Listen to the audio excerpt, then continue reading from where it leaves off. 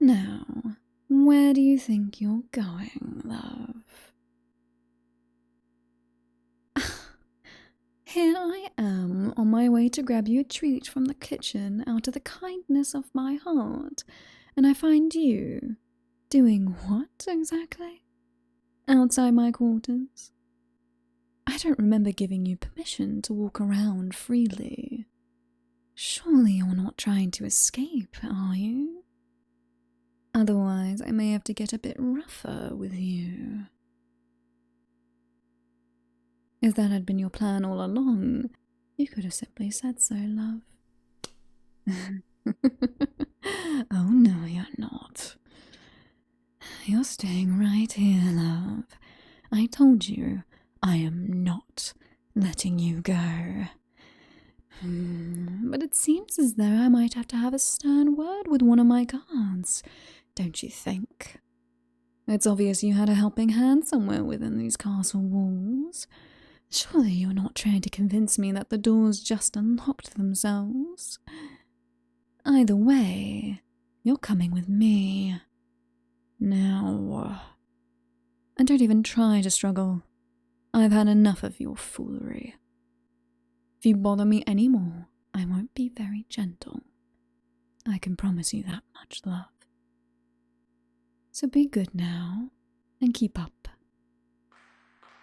This is the reason I can't trust people. You were behaving so well.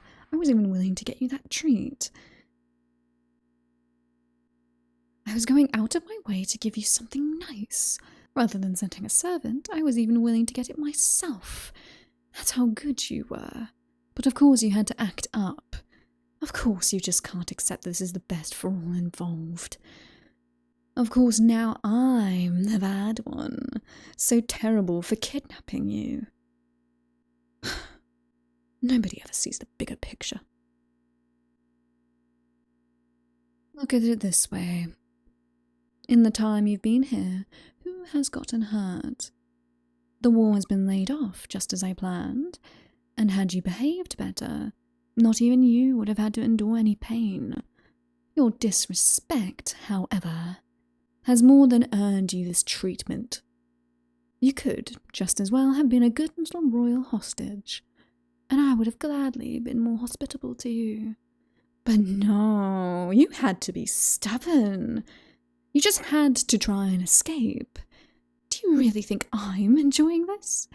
Do you think I like having people betray me? Having to sanction them? You brought this upon yourself, love. And there is nobody but you to blame. Here we are again. Now hold still. It looks like simply locking you in wasn't enough. I had hoped these wouldn't be necessary, but it looks like you're no better than any peasant when it comes to behaving. These chains have been crafted by the best smiths in the land. Nothing can break through them, and only I have the key. Now you can sweet talk the guards all you want. Nobody's breaking you out of these. Oh, careful now. They're pretty tight. If you keep struggling like that, you might cut off your circulation. And we wouldn't want that now, would we?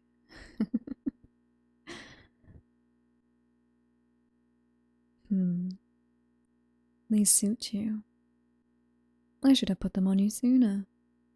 But then again, I hoped you would be better at following simple instructions, love. I was trying to be a good host, to welcome you into my castle, but it turns out you're just a little brat, needing to be put on a leash like a common dog. If you want to behave like a caged animal, I will make sure you have a reason to, love. Be grateful I'm even letting you stay in my quarters anymore. I could have very well placed you in a dark, clammy cell, or locked you inside one of my torture chambers, but I decided to be kind. I'm letting you stay in my bedroom, allow you to sleep on my warm rags rather than rough, freezing stone floors. I even gave you a pillow, love. You're getting quite the special treatment in comparison to my prior guests. You should consider yourself lucky. You're still alive, after all, and I haven't broken any of your bones yet. You're in rather good shape for having spent multiple days in my company. If I'd been cruel, I would have simply taken your ability to walk. That, for sure, would have saved me the trouble of you trying to run away. But since you're an important guest of mine, I decided to take a more civil approach. All I expect in return is a little forthcoming from you. This may not be what you're used to, but trust me, love, it's infinitely better than what I normally do. Had I treated you like any other traitor, your frail, royal little body wouldn't have been able to take it, breaking after only a few hours. You're weak, love. Treated with silken gloves all your royal life. When the crown inevitably went to you, you'd have been a fool of a ruler, a pathetic little excuse of a monarch. Consider this as me doing you a favor. Have you ever felt hunger before? That burning sensation of your stomach, so intense you feel like fainting. All the senses losing grip on reality, as your memory goes blurry and you almost forget who you even are. Have you ever been locked up and forced to sleep on a solid floor? Felt a cold so freezing it almost seemed like it was coming from inside you? You noble bastards don't even know how well you're off. If I had grown up, shut off from the world, hidden away for nobody to find out about the king's bastard, then so will you. I want to watch you crumble beneath even a fraction of the pain I have felt.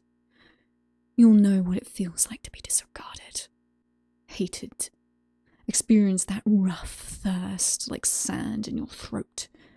You'll feel what it's like to starve, to feel filthy, lonely, loathed.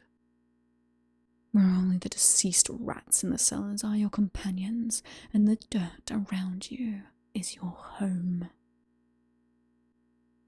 You, my love, will suffer in so many ways. And I promise you, if you get out of here alive, you'll be a stronger person for it. A true leader.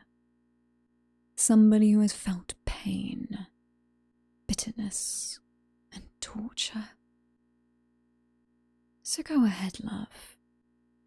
Thank me for it. Or curse me if that makes you feel any better. I couldn't care less. In the end, you're utterly meaningless to me. Just another nuisance in my way. Who the hell do you even think you are? To try to escape from me? Oh, darling.